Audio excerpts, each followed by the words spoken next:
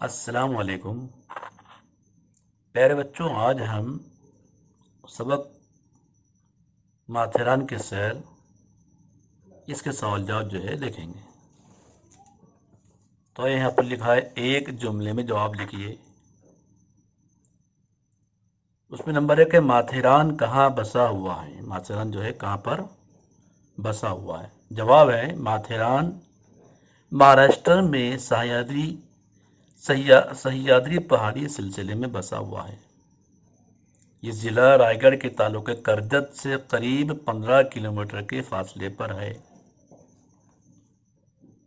دوسرا سوال ہے منی ٹرین کس نے شروع کروائی۔ ہم نے دیکھے تھے سبق میں 1907 میں ممبئی کے مشہور تاجر سر آدم جی پیر بھائی نے اپنے خرچے سے یہ ٹرین شروع کروائی۔ سوال نمبر 3 ہے یہ ٹرین کس موسم میں بند کی جاتی ہے۔ یہ ٹرین کون سے موسم میں بند کی جاتی ہے؟ بارش کے موسم میں۔ یہ ٹرین جو ہے بارش کے موسم میں بند کی جاتی ہے۔ کیوں؟ کیونکہ اس وقت جو ہے بارش زیادہ ہونے کی وجہ سے راستے خراب ہو جاتے ہیں اور نقصان ہوتا ہے، اس لیے جو ہے اسے بند کر دیا جاتا ہے، لوگ پیدل سفر کرتے ہیں۔ سوال نمبر 5 ماتھیران کی کون سی چیز مشہور ہے۔ جواب ہے ماتھیران کی چیکی بہت مشہور ہے۔ چیکی ہم نے دیکھی نا، آپ لوگوں نے بھی کھائے ہوں گے۔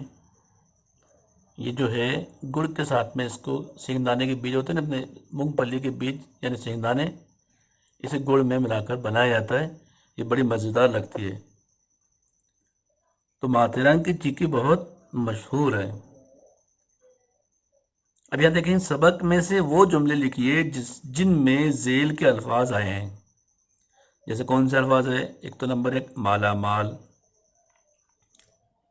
نمبر 2 آواز کی گونج، نمبر 3 سیاح، نمبر 4 یادگار۔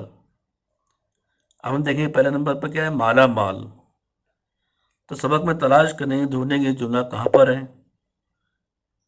تو یہاں پر دیکھیں اس طرح سے جملہ ہے ماتھیران قدرتی دولت سے مالا مال ہے نا، یہ لفظ مالا مال اس میں آ گیا ہے نا، جملے میں لفظ آنا چاہیے۔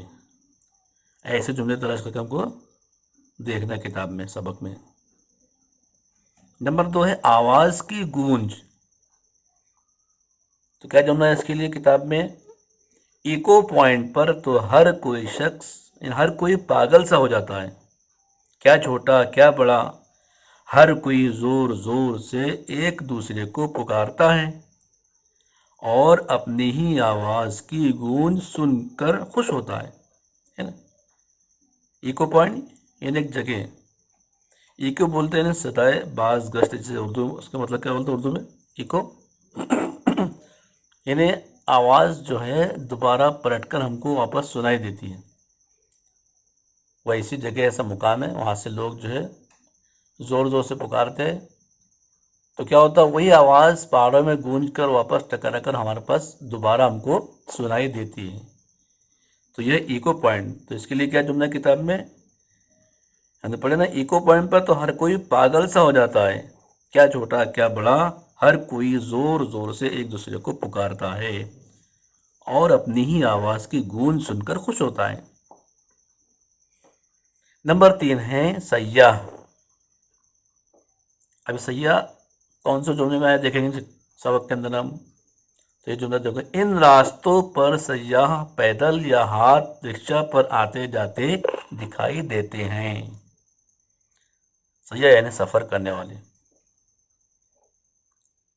بعض سیاح گھوڑ سواری کا لطف بھی اٹھاتے ہیں۔ اچھا دوسرا ہے کہ یادگار، تو اس کے لیے کیا لفظ ہے؟ جملہ کیا ہے یہاں پر ماتھیران کی چکی، مطلب ماتھیران کی چکی بہت مشہور ہے، یہاں خالص شہد بھی ملتا ہے، دستکاری کی خوبصورت چیزیں بھی ملتی ہیں۔ دستکاری یعنی ایسی چیزیں جو لوگ ہاتھ سے بنائی جاتی ہے، جو جیسے کہ کچھ انہیں خوبصورت قسم کے مٹکے ہے یا کوئی سرائی ہے نا، اس طرح سے برتن جو ہوتے ہیں نا ان پر نقش کیے جاتے ہیں، ایسے برتن۔ سیاح ان چیزوں کو یادگار کے طور پر اپنے ساتھ لے جاتے ہیں۔ اچھا، اگلا یہ ہے کہ یہاں پر جملوں میں استعمال کرنا ہے۔ کیا کرنا ہے ہم کو؟ یہ کچھ جملے دیے یہاں پر دو، اس کو اپنے جملوں میں استعمال کرنا ہے، جملہ بنانا ہے۔ نمبر 1 ہے دل موہ لینا، نمبر 2 یہاں پر مچل اٹھنا۔ اب دل موہ لینا یعنی اس کو ہم اپنے جملے استعمال کر رہے ہیں یا پھر کتاب کے جملے میں لے سکتے ہیں ہم۔